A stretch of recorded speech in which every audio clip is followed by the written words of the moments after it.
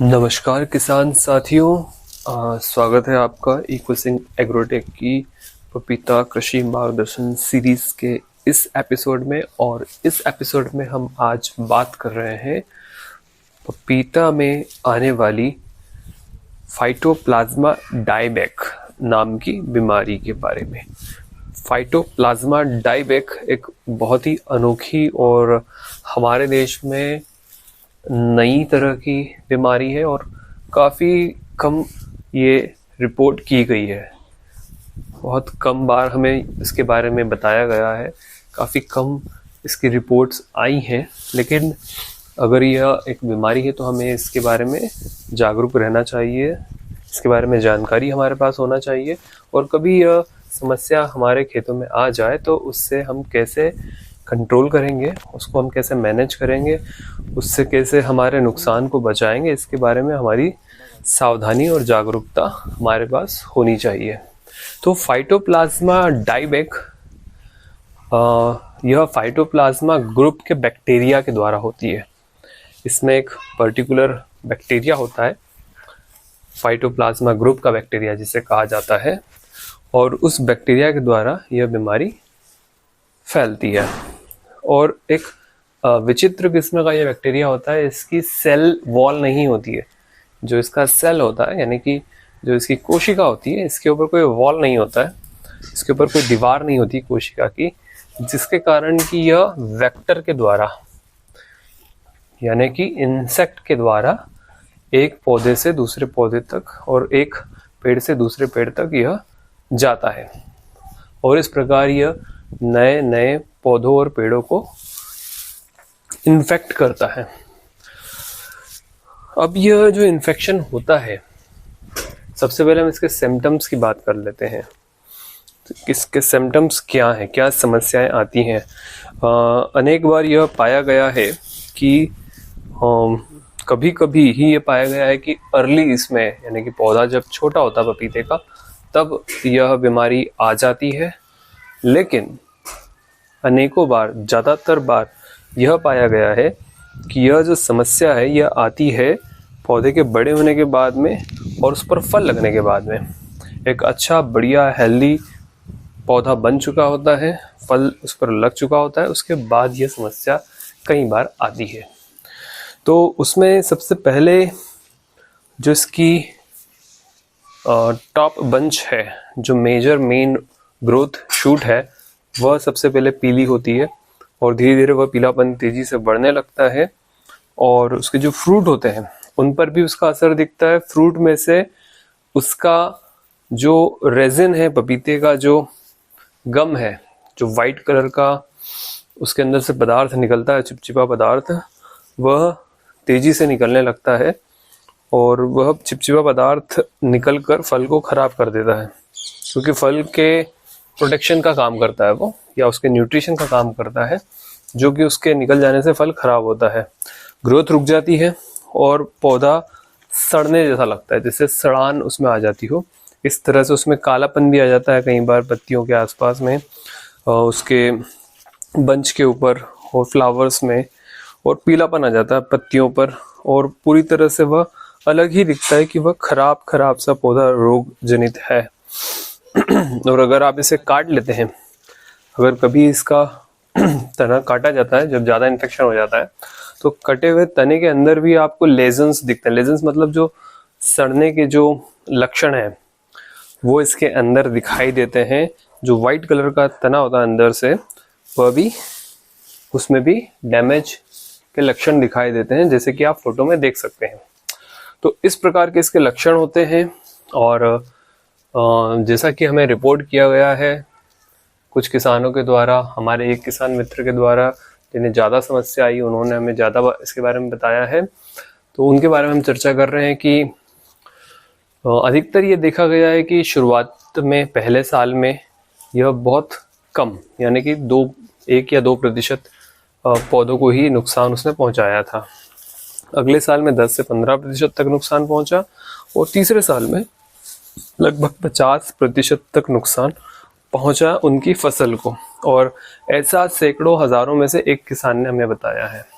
इसलिए हम कह रहे हैं कि ये बहुत कम पाया जाता है, लेकिन जहाँ पाया गया है उसके बारे में हम अभी बात कर रहे हैं, और इसका कंट्रोल कैसे करना हम आगे बता रहे हैं आपको। तो इसके लक्षण और उन्होंने बताया कि यह समस्या जो है वो बाहरी जो परिधि होती है खेत की, जो परिधि यानी कि जो आखिरी छोर होता है, खेत की बॉर्डर होती है, वहाँ से प्रवेश करती है अधिकतर। और अच्छे बढ़िया हेल्दी प्लांट को ये इन्फेक्ट करता है। जो सबसे अच्छा हेल्दी बढ़िया प्लांट है उस पर ज़्यादा इन्फेक्शन पाया जाता है। जिसमें सबसे अच्छे फल लगे हैं उस पर जल्दी इन्फेक्शन पाया जाता है, और ऑल ऑफ सडन अचानक से इन्फेक्शन के लक्षण दिखने लगते हैं।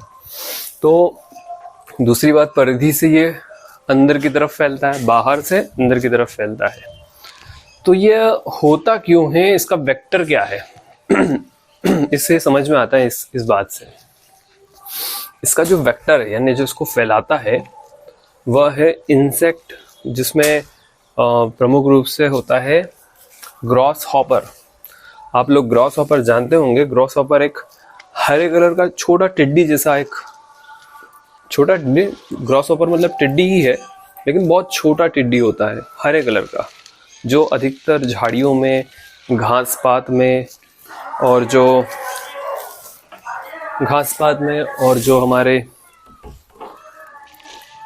हमारे जो खरपतवार है उसमें पाया जाता है। तो इस प्रकार से इसके खरपतवार में जो टिड्डी पाया जाता है उसके द्वारा इसका फैलाव होता है। इसके द्वारा यह एक पेड़ से दूसरे पेड़ पर, एक पौधे से दूसरे पौधे तक जाता है। तो इसके कंट्रोल के लिए हमें सबसे इम्पोर्टेंट इंफॉर्मेशन यहीं से मिल जाती है, और वो इंफॉर्मेशन यह है कि हमें टिड्डी को कंट्रोल करना है जिसको फैलाता है। हमें ग्रॉस हॉपर को कंट्रोल करना है, उसके लिए हमें इंसेक्टिसाइड का यूज़ करना होगा। इंसेक्टिसाइड में भी इमिडाक्लोप्राइड सबसे प्रमुख है, एसिडामिप्राइड, इमिडाक्लोप्राइड। तो यह सबसे प्रमुख है ग्रॉस हॉपर को कंट्रोल करने के लिए। और इस ग्रॉस हॉपर को कंट्रोल करने की इस तरीके को आपको अपनी पूरी फसल पर, स्पेशली जो बॉर्डर वाले एरिया है वहाँ पर आपको इमिडाक्लोप्राइड का स्प्रे करना चाहिए। कब कितनी मात्रा में स्प्रे करना है यह एक जर्नल रूप से, इन जर्नल नहीं बताया जा सकता है, सार्वजनिक रूप से वीडियो के माध्यम से इस तरह से नहीं बताया जा सकता है। बट आप अपनी समझ से, जितना प्रकोप है बीमारी का उसको देखते हुए, उसको जानते हुए, उसको समझते हुए, अपनी समझ से आपको उतनी फ्रीक्वेंसी में यानी कि उतनी दर पर 8 दिन में, 15 दिन में या और कम समय में अपने तरीके से आपको इसको स्प्रे करना है। लेकिन कहाँ स्प्रे करना है और क्या क्या करना है जिससे कि यह नियंत्रित हो सके, इसके बारे में हम बात करें। इसे ध्यान से समझना है आपको। बॉर्डर पर आपको विशेष रूप से ध्यान देना है, और न सिर्फ अपनी बॉर्डर पर, अपने खेत की पास के इलाकों में जो दूसरे फसल भी अगर लगी हुई है, कोई और फसल भी लगी हुई है, तो आपको उस पर भी इंसेक्टिसाइड का उपयोग करना है। क्योंकि वह जो इंसेक्ट है वह इसके पैरों से, उसके पैरों में ही यह चिपक कर, क्योंकि इसकी सेल वॉल नहीं होती, कोशिका की वॉल नहीं होती इस बैक्टीरिया की, तो उससे ही चिपक कर ये एक से दूसरे पेड़ तक जाता है उस इंसेक्ट के साथ में। तो उसके पैरों से चिपक कर जाने के कारण ये जहाँ जहाँ अपने पैर रखेगा, जहाँ जहाँ ये अपने पकड़ बनाएगा, वहाँ वहाँ इन्फेक्शन कर देगा। उस वक्त उस पौधे के ऊपर ये इन्फेक्शन पहुँचा देगा। तो उसके इन्फेक्शन को बचाने के लिए आपको ध्यान रखना है कि इस कीड़े को हमें नियंत्रित करना है, और यह आता है बाहर से। तो बाहर की फसलों को भी आपको इमिडाक्लोप्राइड से ट्रीट करना है। जो अपने आसपास की फसल है उसमें भी कुछ दूरी तक आपको इमिडाक्लोप्राइड का स्प्रे करना है, अपनी फसल के अलावा भी। अब दूसरी बात यह है इसमें कि सबसे ज़्यादा घास पात में यह पाया जाता है टिड्डी। तो इस टिड्डी को घास पात यानी कि किसी प्रकार की घास पात का सहारा नहीं देना है। तो अपने खेत के अंदर और खेत के बाहर भी आसपास में जो भी खरपतवार है, जितने भी वीड्स हैं, वो आपको हटा देना है, साफ कर देना है, उसे खत्म कर देना है। और किसी कारण से अगर आपके पास समय नहीं है या मजदूर नहीं है, किसी कारण से अगर वहाँ पर आप सफाई नहीं कर पाते हैं उस तुरंत में, तो आप तुरंत में स्प्रे तो कर ही दें इमिडाक्लोप्राइड का, घास पात के ऊपर भी, खरपतवार के ऊपर भी स्प्रे तो कर ही दे, ताकि हमारा ये हरा टिड्डा जो है यह वहाँ पर नष्ट हो जाए और बाद में आप उस घास पात को भी, खरपतवार को भी हटा दें परमानेंट सोल्यूशन के लिए।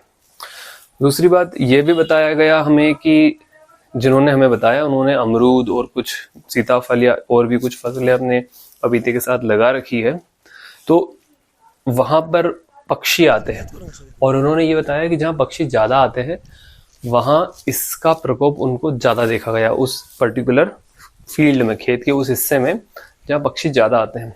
तो उनकी थ्योरी यह है कि पक्षियों के मूवमेंट से भी इसका कुछ लेना देना है और मुझे लगता है कि पक्षी वहाँ ज़्यादा आते हैं जहाँ उनको खाने को ज़्यादा होता है, और पक्षी सिर्फ फल नहीं खाते, पक्षी टिड्डी भी खाते हैं। तो पक्षी का आना अच्छा है, वो टिड्डी को कम कर रहे हैं, और टिड्डी जहाँ ज़्यादा है वहाँ ज़्यादा पक्षी आ रहे हैं, और टिड्डी जहाँ ज़्यादा है वहीं ये बीमारी भी ज़्यादा आ रही है। तो किसान को यह लग सकता है कि पक्षी के कारण बीमारी फैल रही हो, लेकिन पक्षी के कारण यह बीमारी नहीं फैल रही है, यह फैल रही टिड्डी के कारण, और पक्षी उसको नियंत्रित करने आ रहा है, उसको कंट्रोल करने आ रहा है। पक्षी आने का मतलब ये है कि आपके खेत में टिड्डी की संख्या, कीड़े की संख्या ज़्यादा है, तो पक्षी तो अच्छा काम कर रहा है, वह उसको नष्ट कर रहा है, लेकिन यह लक्षण है पक्षी का आना कि हमारे खेत के अंदर इस प्रकार के इंसेक्ट की संख्या ज़्यादा है, तो हमें उस इंसेक्ट को कंट्रोल करना ही है। पक्षी के आने से इसका कोई संबंध नहीं, लेकिन इससे एक लॉजिक समझ में आता है पक्षी के आने से भी कि उसका मुख्य कारण यह ग्रॉस हॉपर ही इसका मुख्य कारण है। तो आपको नियंत्रण मैंने बता दिया है, खरपतवार साफ करनी है, खरपतवार से लेकर अपने खेत से लेकर आसपास के खेत में भी इंसेक्टिसाइड इमिडाक्लोप्राइड का स्प्रे करना है, और इसके अलावा एक एक्सट्रीम वाला भी एक चरम वाला भी एक उपाय है, जो किसान अगर कभी ऐसा हो कि ज़्यादा मात्रा में, ज़्यादा संख्या में उनको नुकसान हो रहा है और उसकी कॉस्ट ज़्यादा हो रही है उनके लिए, तो वह ये कर सकते हैं, क्योंकि ये बॉर्डर से ही प्रवेश करता है, तो पूरे खेत की बॉर्डर पर इंसेक्ट नेट लगा दी जाए।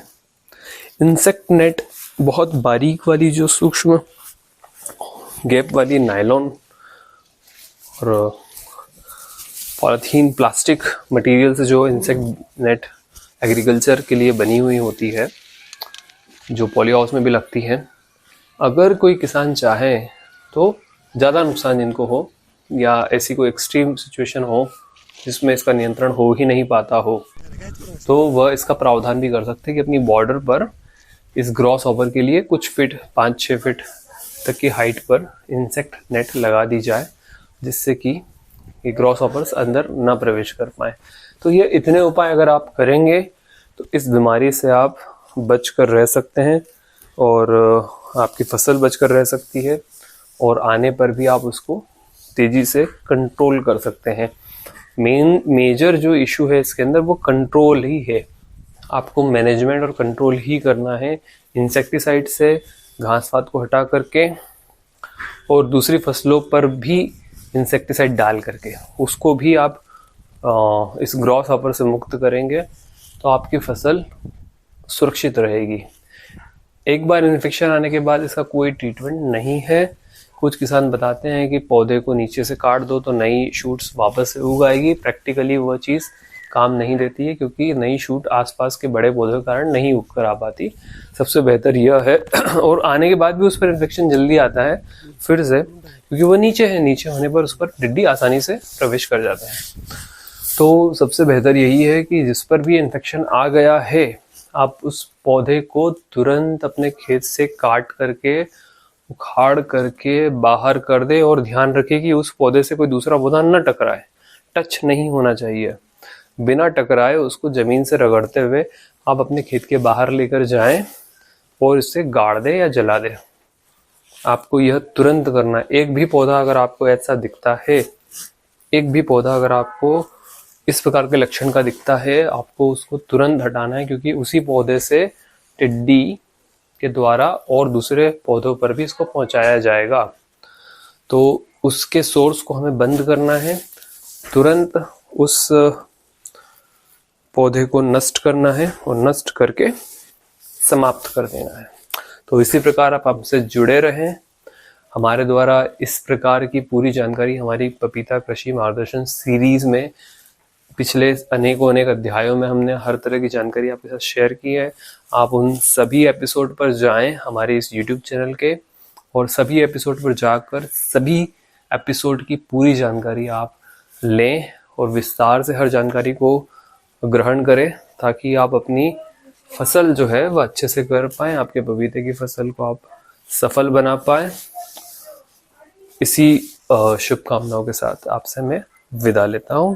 बहुत बहुत धन्यवाद आपका समय देने के लिए।